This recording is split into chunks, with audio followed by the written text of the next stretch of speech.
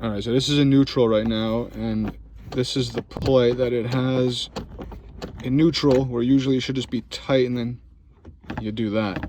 But instead, it's got all this excess play.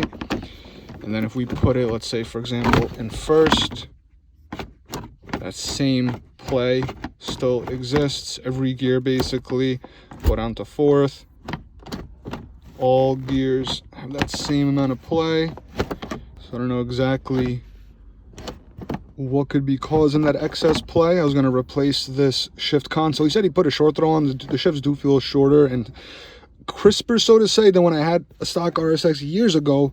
But this looks like the factory shift unit. So maybe it's just slightly modified, or maybe not at all for all I know. I might go with a totally upgraded one.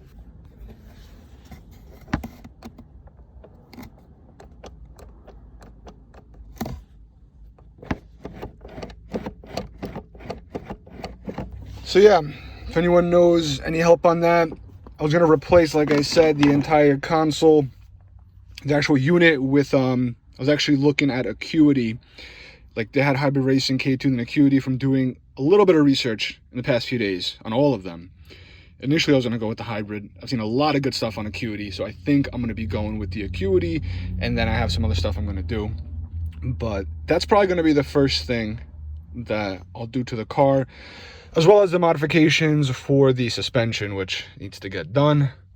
So yeah, I'm just sitting in my car right now. I got the car cover like half on, not on that side, but on this side. So as you saw, the shift console, the shifter in general needs some sort of fixing, or I'm probably just gonna upgrade the whole entire unit, to be honest. The other thing that needs fixing on this car, it's got a decent amount of mileage, 143,000 as far as the engine goes. It's like nothing basically, I guess, if it was kept in good condition and maintained. But the wear and tear items, suspension components, some of those are just gonna go out in time, which they have.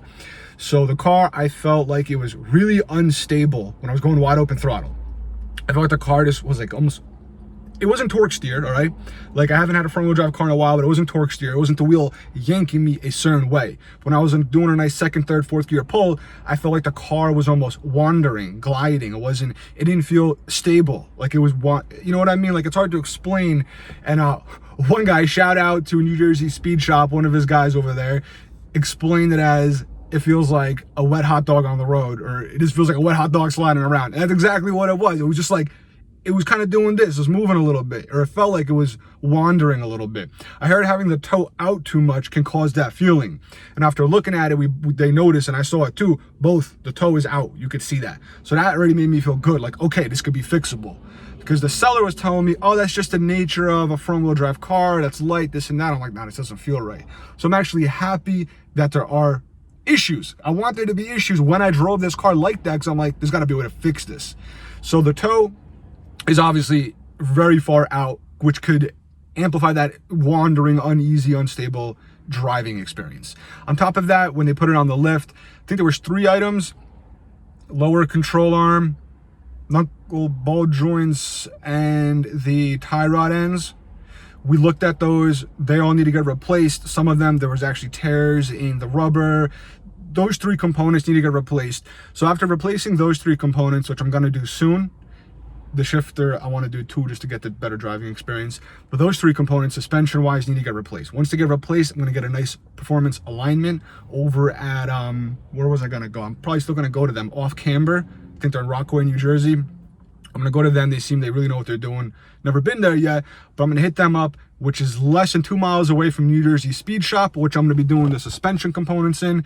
And then it should drive really good after that. And once it does, then we'll be ready to enjoy it a little bit more, and then eventually go with the turbo setup. I'm not looking to go too crazy. I'm not looking to go do like a 9-10 second car or 700 horsepower or whatever. Just want a nice, fun street car. Thinking maybe 400 to 500 horsepower.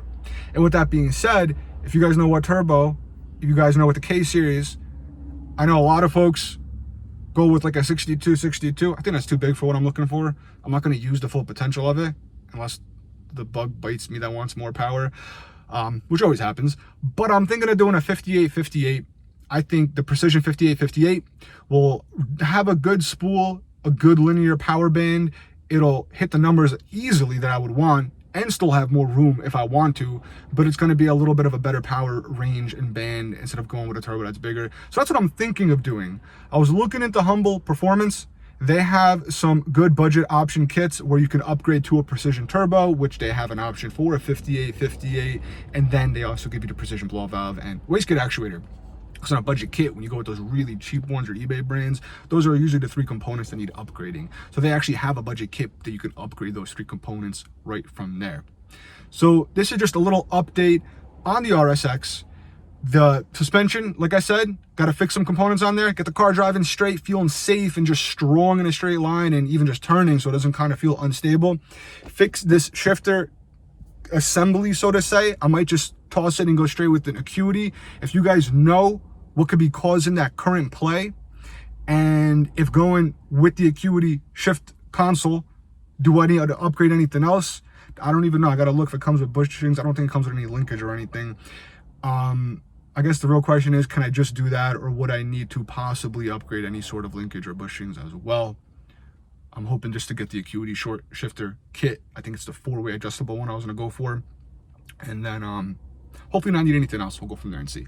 That's it. Short update. I'm going to have another video, like I said, unless it's out already, but I don't think it is. Another video going over all the modifications that the previous owner did, because there is a lot done to it. It's all, you know, just bolt-ons basically, naturally aspirated, K-Pro tune. I think he said it put down 230-something wheel horse when he got it dyno tuned in Pennsylvania by him. So that's about it.